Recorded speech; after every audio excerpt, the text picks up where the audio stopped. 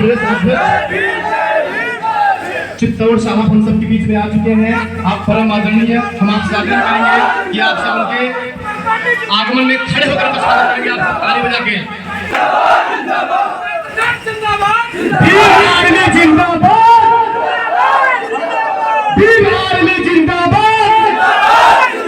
आजाद party जिंदाबाद, आजाद party जिंदाबाद, चंद्रशेखर आजाद जिंदाबाद, चंद्रशेखर आजाद जिंदाबाद,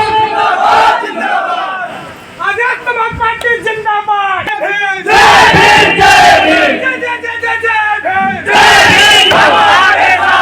मोदी आप संघर्ष करो, सबसे संघर्ष करो, संघर्ष करो, चले ही जिस संघर्ष करो, चले ही जिस संघर्ष करो, भगवान जी संघर्ष करो, जय जय जय जय जय भीम।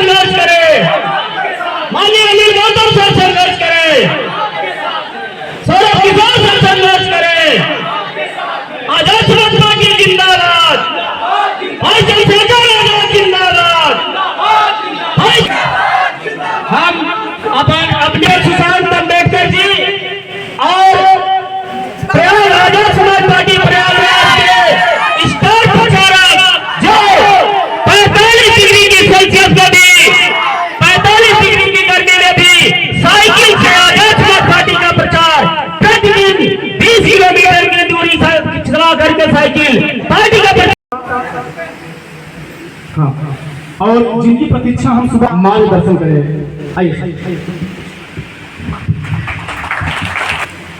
आजाद समाज पार्टी कांचीराम के तत्वाधान में फूलपुर विधानसभा के अंतर्गत प्रयागराज मंडल को इस देश के अंदर प्रत्येक इंसान को प्रत्येक क्षेत्र में बराबरी, हम बहुजन समाज के उत्थान के लिए, विकास के लिए, सम्मान के लिए, स्वाभिमान के लिए अपना जीवन समर्पित किया। सभी को कोटि कोटि नमन। मंचा सिंह इस कार्यक्रम की अध्यक्षता कर रहे, इस जनपद के जिलाध्यक्ष मुकेश वाल्मीकि जी, मंच पर विराजमान उत्तर प्रदेश के उपाध्यक्ष, मध्यांचल प्रदेश के मुख्य प्रभारी, बहुत ही संघर्षशील और समर्पित हमारे छोटे भाई,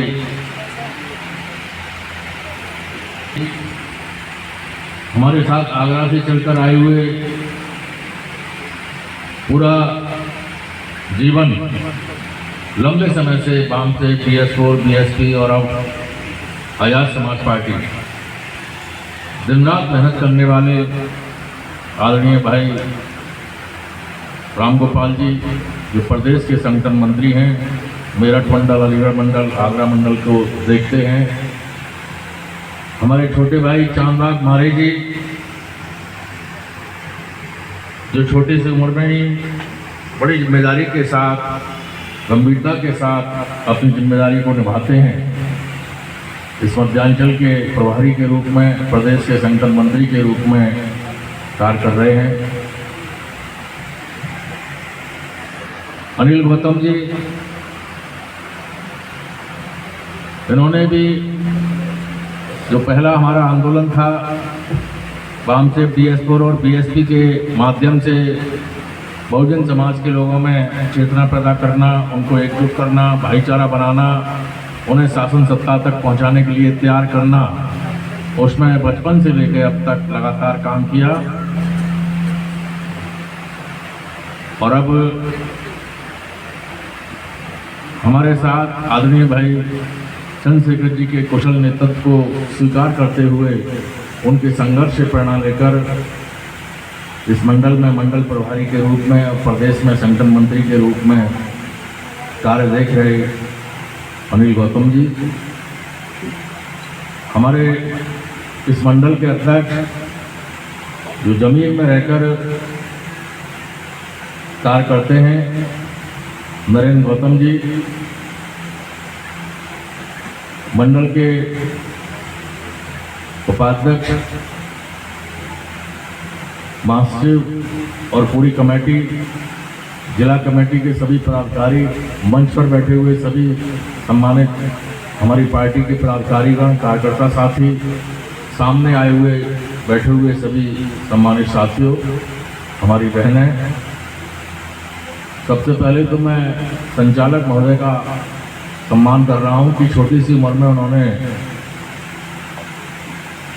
इस मिशन को समझा और बारी बारी से अपने डायलॉग मार के या आए हुए लोगों को कार्यक्रम में उनका मन लगा रहे, उन्हें रोके रखा। इसके लिए मैं उनका सम्मान करता हूं। मुझसे पहले सभी साथी बोल चुके हैं, सभी बिंदुओं पर चर्चा हो चुकी है। भारतीय जनता पार्टी के लोग सत्ता प्राप्त करने के लिए, सुविधाएं लेने के लिए राजनीति कर रहे हैं। कांग्रेस के लोग भी सत्ता प्राप्त करके सुविधाएं लेकर राजनीति करना उनका भी एक उद्देश्य है। इसी प्रकार से हमारे देश में बहुत सी राष्ट्रीय स्तर की और स्टेट लेवल की पार्टियां हैं। कम्युनिस्ट पार्टी, मार्क्सवादी कम्युनिस्ट पार्टी, समाजवादी पार्टी, आम आदमी पार्टी, सभी पार्टियां सत्ता प्राप्त करके समस्याओं का समाधान करना और अपने जीवन को उच्च कोट का बनाना, यही उनका सबका लक्ष्य है। विडंबना यह है कि पार्टी उनकी है, सत्ता में वो बैठे हैं, लेकिन उनकी पार्टी को मजबूत करने वाले, उन्हें वोट देने वाले हमारे लोग हैं। हमारे लोगों को लंबे समय से किताब और कलम से वंचित किया गया, पढ़ने लिखने से रोका गया, संकुचित मानसिकता के लोगों के द्वारा ये लिखा गया, ढोल गुमार शूद्र पशु नारी सकल ताड़ना के अधिकारी, अर्थात हम लोगों को शूद्र कहा गया, नीच कहा गया, जानवर के समान, ढोल के समान, पशु के समान हमारी तुलना की गई। तो एक ये विडंबना है कि इस देश में हम लोगों का स्थान कहाँ है। हजारों साल तक ये सिलसिला चलता रहा। राजाओं के समय हमको पढ़ने लिखने का अवसर नहीं मिला। जो लोग हमको नीच कहते हैं, जो हमसे भेदभाव करते हैं, उनके खिलाफ कानून का प्रावधान किया गया कि उनके खिलाफ FIR दर्ज की जाए, उन्हें जेल की सलाखों में डाला जाए। ये जो सुविधाएं और अधिकार हमको मिले, ये परम पूज्य बाबा साहब डॉक्टर भीमराव अम्बेडकर जी के दिए गए संविधान के कारण मिले। 26 जनवरी 1950 को जब संविधान को बाबा साहब ने भारत के राष्ट्रपति डॉक्टर राजेंद्र प्रसाद जी को दिया, तब उन्होंने कहा कि यदि इस देश के शासक जो सत्ता में बैठे हैं ईमानदारी से इस संविधान को लागू करेंगे, तो इस देश के अंदर जो गरीब हैं, जिनको हजारों साल से दबाया गया, कुचला गया, प्रत्येक क्षेत्र में पछाड़ा गया, इन लोगों के लिए मैंने इसमें तमाम सुविधाएं और अधिकार दिए हैं। इन अधिकारों को मिलने से इन लोगों का जीवन स्तर तेजी से सुधरते हुए उच्च कोटि की तरफ बढ़ते हुए नजर आएगा। साथ ही साथ उन्होंने शक जाहिर किया था कि मुझे शक है कि संविधान को चलाने वाले सत्ता में बैठे हुए शासक यदि ईमानदारी से इस संविधान को लागू नहीं करेंगे तो ये दुनिया का सबसे अच्छा संविधान बेकार साबित होगा। आज 74 साल संविधान को लागू हो गए।